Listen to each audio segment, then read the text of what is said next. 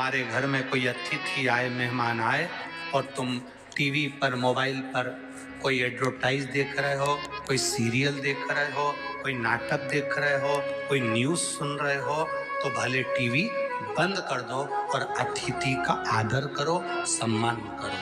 हम गलती क्या करते हैं, अतिथि आता है, टीवी चलती रहती है और आप उस टीवी में अपना मन लगा कर रखते हो और अतिथि का आदर नहीं कर पाते, सम्मान नहीं कर पाते। उस समय पर तुम्हारा ध्यान उस अतिथि में होना चाहिए। लक्ष्मी, तुमने गलती करी, जब पति के साथ बैठी हो, पति के साथ रह रही हो, पति के साथ बात कर रही हो और तुम्हारा ध्यान इस अश्व में चले गया, इस घोड़े में चले गया, मैं तुम्हें श्राप देता हूं, पृथ्वी पर तुम्हें अश्वी बनकर जन्म लेना पड़ेगा, घोड़ी बनकर जन्म लेना पड़ेगा। लक्ष्मी जी हाथ जोड़कर पति के चरणों में नमन करने लगी, आप मुझे क्षमा करो। नारायण कहते हैं तुम्हें जाना पड़ेगा और आज का दिन तुम मृत्यु लोक में जाओगी, पर कल तुम्हें अश्वी बनकर जन्म लेना ही है। लक्ष्मी जी उसी समय पर वैकुंठ से, स्वर्ग से पृथ्वी पर आ गई। जब पृथ्वी पर लक्ष्मी जी आई, लक्ष्मी जी ने देखा, जैसी पृथ्वी पर आकर लक्ष्मी जी देख रही कि बहुत घोर अंधेरा है, भयंकर अंधेरा।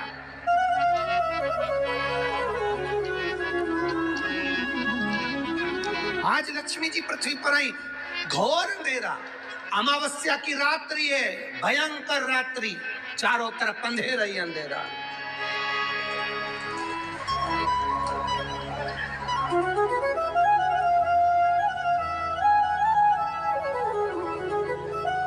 लक्ष्मी जी पृथ्वी पर आते से मृत्यु लोक में जब भ्रमण करने लगी, और भ्रमण करते करते लक्ष्मी जी ने विचार करा, मैं कहाँ जाऊं, एक रात्रि की बात है, आज मैं इस अंधेरे में कहाँ जाऊंगी। रात्रि का समय था, लक्ष्मी जी भ्रमण करती हुई चारों तरफ देख रही थी, सबके दरवाजे बंद थे, सबकी खिड़कियां बंद थी, सबका द्वार बंद था, कहीं लक्ष्मी जी को जाने की जगह नहीं मिली। एक दरवाजा खुला था और वहां पर एक मिट्टी का दिया जिसमें से प्रकाश टिमटिमा रहा था। लक्ष्मी जी उस घर के अंदर प्रवेश करी। एक बूढ़ी माँ बैठी कपड़े को सिल रही थी। बूढ़ी माँ वस्त्र बना रही।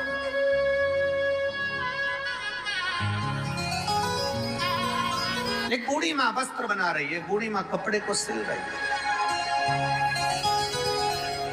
अब लक्ष्मी जी अंदर जाकर बूढ़ी माता को नमन किया, प्रणाम किया। लक्ष्मी जी ने कहा, माँ क्या मैं एक रात्रि आपके यहाँ रुक सकती हूँ? बूढ़ी माँ काम में लगी हुई थी, उसने गादी बिछा दी, एक तकिया दे दिया, लक्ष्मी जी को पहचानी नहीं। इतना कहा, बहन आप आराम करो, आप रुको, आप रहो। माँ मुझे भूख लग रही है। भूख लग रही है? कपड़ा छोड़कर माँ, कपड़ा छोड़कर माँ, कपड़े को छोड़कर माँ उस माता लक्ष्मी को पहचानी नहीं, पर एक स्त्री के लिए भोजन ढूंढने के लिए गई, पर घर इतना साधारण सा था, बड़ी गरीब परिस्थिति का था। भोजन जितना बनाया था वो समाप्त हो चुका।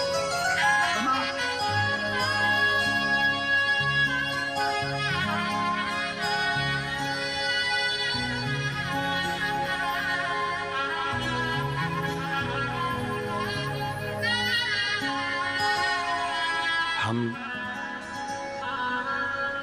जिस घर में रुके हैं, श्री चेतन जी मंडोरा जी के यहाँ, आज हमको बड़ी प्रसन्नता हुई। सुबह का समय था, हम सुबह मॉर्निंग वॉक कर रहे थे। सुबह के समय पर जब घूम रहे थे नीचे, बाहर तो हम मॉर्निंग वॉक करने जाते नहीं है, क्योंकि जाते हैं तो लोग गाड़ी में बिठा के वापस घर छोड़ जाते हैं। और उन्होंने कहा, गुरुजी गाय को रोटी, हमने कहा लाओ हम देते। गौ माता को जब रोटी दी तो रोटी गरम थी। हमारी आंख में जल भर गया। लोग इतनी सवेरे 5:30 बजे, 5:30 पौने 6 बजे इतनी सुबह लोग गाय को रोटी अगर देते हैं तो दूसरे दिन की कल की बची हुई बासी देते हैं। पर धन्य है ऐसी माँ जो गाय के लिए रोटी लेकर आई थी तो ताजी। धन्य साधु था, बहुत बहुत साधु था, उसके लिए धन्यवाद आप। ताजी रोटी को माता को दिया। हम मन में सोचे कि यही भाव, ये संस्कार बच्चों में होना चाहिए, ये भाव होना चाहिए। कुछ अच्छा लगता है आपके नगर में, आपके गांव में, आपके क्षेत्र में, तो हम कहने में पीछे नहीं हटते, और जो बुरा लगता है उसको अगली कथा में कह देते हैं। यही की यही नहीं कहते।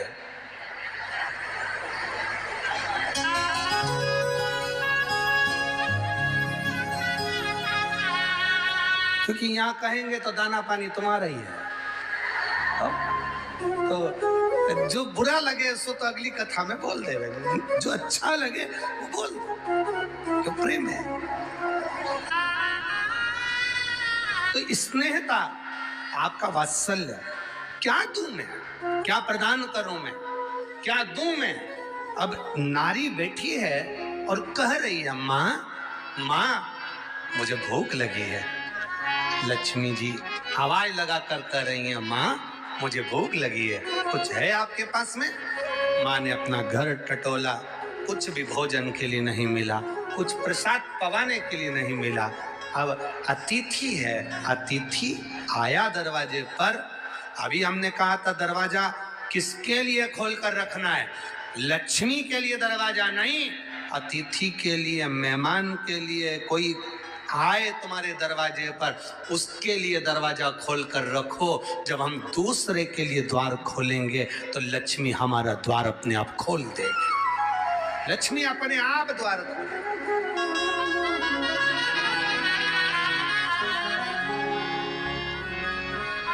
माँ भूख लगी है मुझे। इतने में बूढ़ी माँ ने कपड़ा फेंका, वस्त्र बनाने वाला कपड़ा बूढ़ी माँ ने जमीन पर डाला और कहती है, रुक जा बेटा, मैं अभी अंदर से आती हूँ। भोजन देखती हूँ। भोजन देखा, डब्बे में भोजन नहीं था, कुछ सामग्री नहीं थी। भोजन होता, कुछ सामान होता तो बना देती, पर ये तो रोज कपड़ा सिलती है, कपड़ा बनाती है, बेचती है। धन आता है, कपड़ा बेचकर जो पैसा मिलता है उसको आनंद में धारण कर लेती है।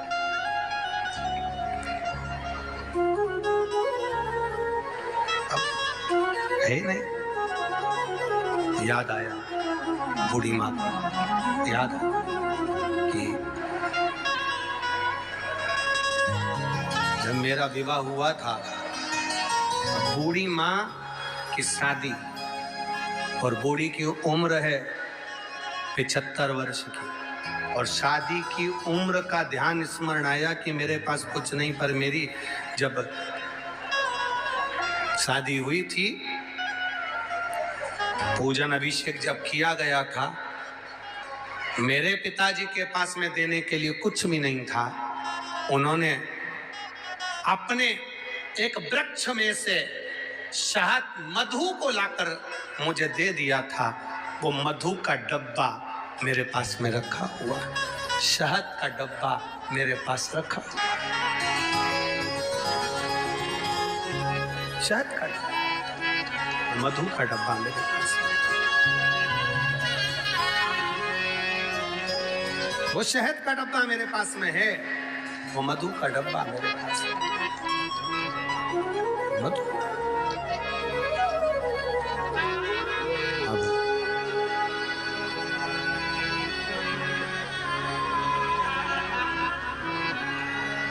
कोई तुम्हारे स्मरण में जो आए,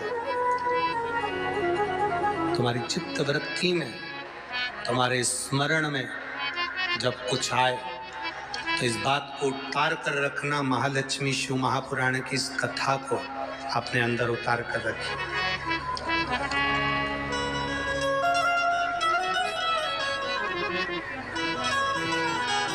राम सिंह तो लिख कर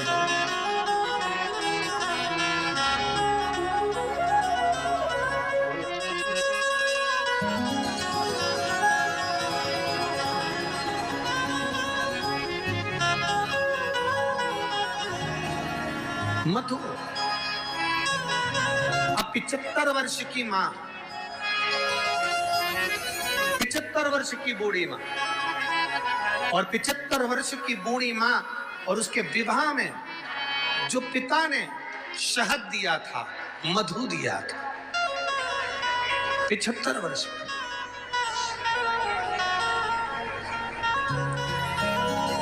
और 75 वर्ष की बूढ़ी मां को जो शहद दिया गया, दहेज में जो मधु दिया गया था, वो शहद, वो मधु, वो शहद, वो मधु उसके पास में था, उसके स्मरण में आ गया। स्मरण।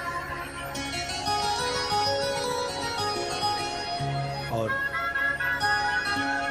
उसके स्मरण में आया कि जो मधु है मेरे पास में, मुझे देना चाहिए, परंतु वो डब्बा जिसमें मधु भरा हुआ था, जिसमें शहद भरा हुआ था, वो डब्बा ढूंढा जा रहा है। वो मधु का डब्बा, वो शहद का डब्बा ढूंढा जा रहा है। और मधु का डब्बा जब ढूंढने के लिए बूढ़ी मां लगी, दरवाजे पर जो दीप लगा हुआ था प्रकाश के लिए, वो दीप को उठाकर लेकर आई।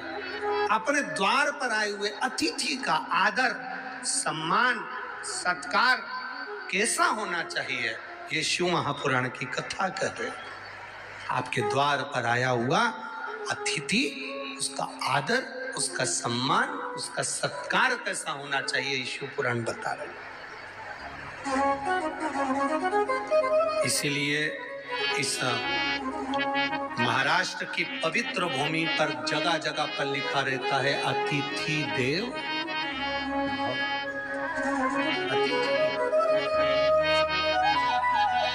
महाराष्ट्र की पवित्र भूमि पर जहां तुम जाओ महाराष्ट्र के अंदर, जगह जगह पर लिखा मिल जाएगा अतिथि देवो। अतिथि का सम्मान हम करना सीखें, अतिथि का सत्कार हम करना सीखें।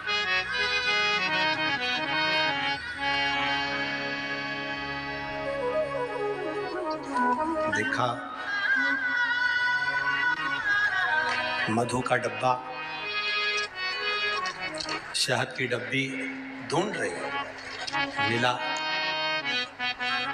प्रकाश की रोशनी में देखा गया और प्रकाश की रोशनी में वो डब्बा प्राप्त हुआ।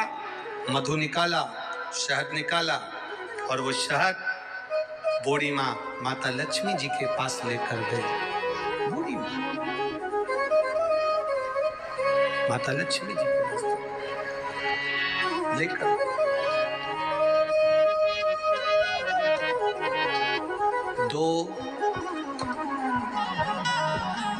33 कोटि देवी देवता में 2 देवता ऐसे हैं जिनको मधु शहद प्रिय है, और उस मधु शहद की प्रियता में वो अपने पास का जितना वैभव होता है वो प्रदान कर देता है।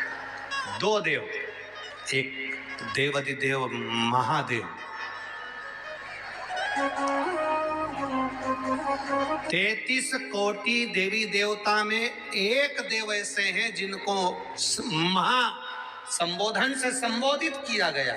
कौन है वो? जम के बोलो जरा।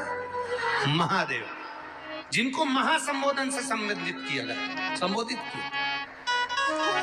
और 33 कोटि देवताओं की जो धर्म पत्नियां हैं, देवियां, उन देवियों में केवल एक देवी है जिस देवी के नाम के आगे महा का संबोधन लगाया गया, वो केवल एक लक्ष्मी है जिसे महालक्ष्मी कहा गया। महासंबोधन, एक महादेव है और दूसरी महालक्ष्मी। बाकी के किसी देवी के आगे महा का संबोधन नहीं दिया गया। महालक्ष्मी का संबोधन त्रिदेवी में, पार्वती मैया हो, सरस्वती मैया हो, उसमें महालक्ष्मी का संबोधन, महासंबोधन लक्ष्मी के आगे आया। और त्रिदेव में महासंबोधन देवाधिदेव महादेव के सामने आया। इसलिए इन एक महादेव और एक महालक्ष्मी। ये दो देवता ऐसे हैं, एक देवता एक देवी ऐसी हैं जिन पर मधु का प्रयोग सुख प्रदान करता। अब दुनिया के लोगों ने कहा गुरुजी आप एक बात कह देते हो, एक देव महादेव और दूसरे नंबर पर देवी लक्ष्मी महालक्ष्मी, जिन पर मधु का प्रयोग। एक हमने पहले कथा में कहा था कि उसका लोगों ने उपहास भी किया, हंसी भी उड़ाई, पर लोगों ने उसका प्रयोग करा तो फल भी पाया। आज भी उस पत्र को, यहाँ पर भी एक पत्र है उसका, हम बताएंगे। हमने कहा था कि बीज पत्ती पर शहद लगाकर जब आप अपनी पूरी मेहनत करें, पूरा कर्म करें और अच्छी मेहनत में तल्लीन रहें, और मेहनत करते हुए जब किसी कार्य के लिए जाएं तो मध्य पत्ती में मधु लगाकर, शहद लगाकर, सुना था कि नहीं सुना था, शहद लगाकर शिवलिंग पर उसको लगाकर फिर जाइए, कार्य में सफलता मिलती है। ये हमने कहा था। अब दुनिया के लोग भले हंसे, पर जिन्होंने स्कंद पुराण पढ़ी हो, कूर्म पुराण पढ़ी हो, लिंग पुराण पढ़ी हो, मत्स्य पुराण पढ़ी हो, और जिसने कभी जिंदगी में एक बार शिव महापुराण का स्मरण करा हो या देवी भागवत का स्मरण करा हो, तो उसमें मधु का, शहद का बड़ा महत्व बताया गया। मधु का, शहद का बड़ा महत्व। शहद, मधु एक देवादिदेव महादेव को समर्पित करने वाला और एक माँ लक्ष्मी को समर्पित करने वाला क्या देता है, ये शिव पुराण की कथा कर रही है। जब बूढ़ी माँ के पास में कुछ भी नहीं था, 80 साल, 70, 80, 50, 60 साल पुराना शहद, मधु रखा था। शहद। आप लोगों में से कितने लोग हैं जिनके घर में शहद है, मधु है? रखो। अब मधु आपके घर में है, कोई सामान आपके घर में दाल भर कर रखना, उसमें कीड़े पड़ जाएंगे, सड़ जाएगी। दूध रख दिया, घी रख दिया, 10 साल, 5 साल, 8 साल, 15 साल में उसमें कीड़े पड़ सकते हैं, वो सड़ सकता है। पर केवल एक मधु, शहद ऐसा होता है जो 50 साल तक भी रखा रहे तो सड़ता नहीं है, बल्कि औषधि बन जाता है।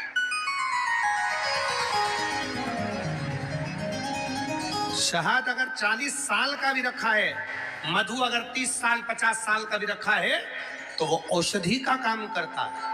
और केवल मधु, शहद डब्बे में जैसे औषधि का काम करता है, वैसे ही हमारी जिह्वा में भी अगर हम शहद, वो कहते हैं ना कि शहद जैसी वाणी बोलते हैं, जो शहद जैसी वाणी बोलता है वही दुनिया पर राज्य कर पाता है, जो कड़वा बोलता है वो राज्य नहीं कर पाता। शहद जैसी वाणी, उस मधु का बड़ा प्रयोग है, मधु की बड़ी विशेषता। एक देवादिदेव महादेव में और एक देवियों में महालक्ष्मी, देवियों में महालक्ष्मी। कभी प्रयास करना, प्रयोग कर कर देखना।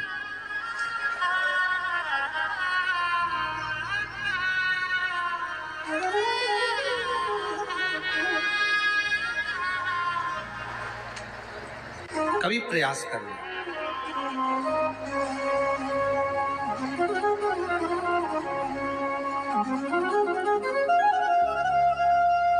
जब तुम्हें लगे जिंदगी में कि बहुत हाथ तंग चल रहा है और बहुत तकलीफ की जिंदगी चल रही, बहुत तकलीफ, बहुत कष्टमय जीवन चल रहा है, बहुत कष्ट।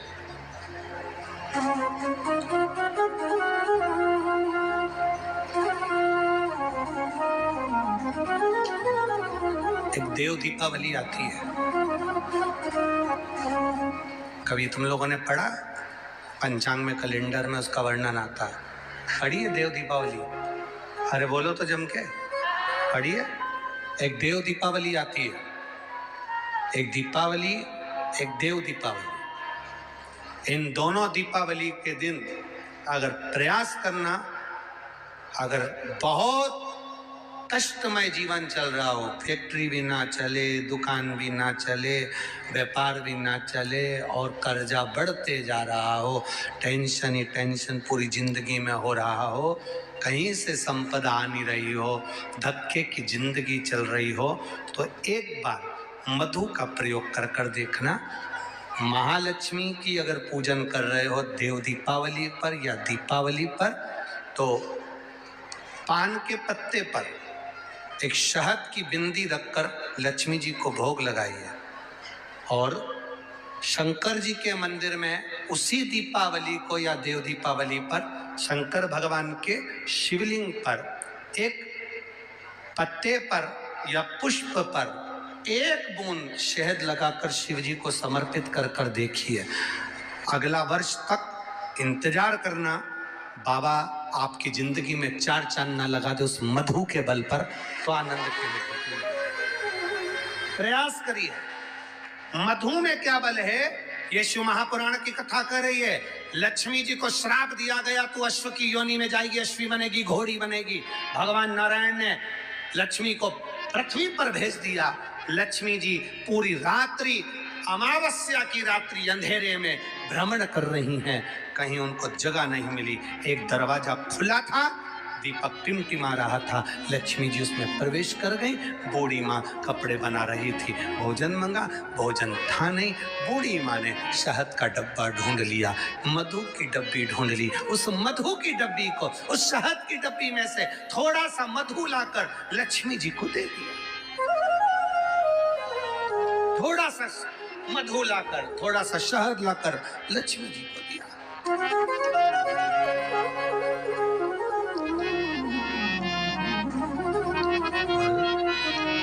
कहाँ से लाऊं लड्डू, कहाँ से लाऊं तेल, घर में होए तो लाए ना, कहाँ से लाऊं लड्डू, कहाँ से लाऊं तेल, कहाँ से लाऊं बर्फी वो शक्कर चढ़ी रे, कहाँ से लाऊं बर्फी वो शक्कर चढ़ी रे। ओ भोले तेरी सेवा हमसे ना बनी रे, ओ भोले तेरी सेवा हमसे ना बनी रे। पूजा की थाली हम लिए खड़े रे, पूजा की थाली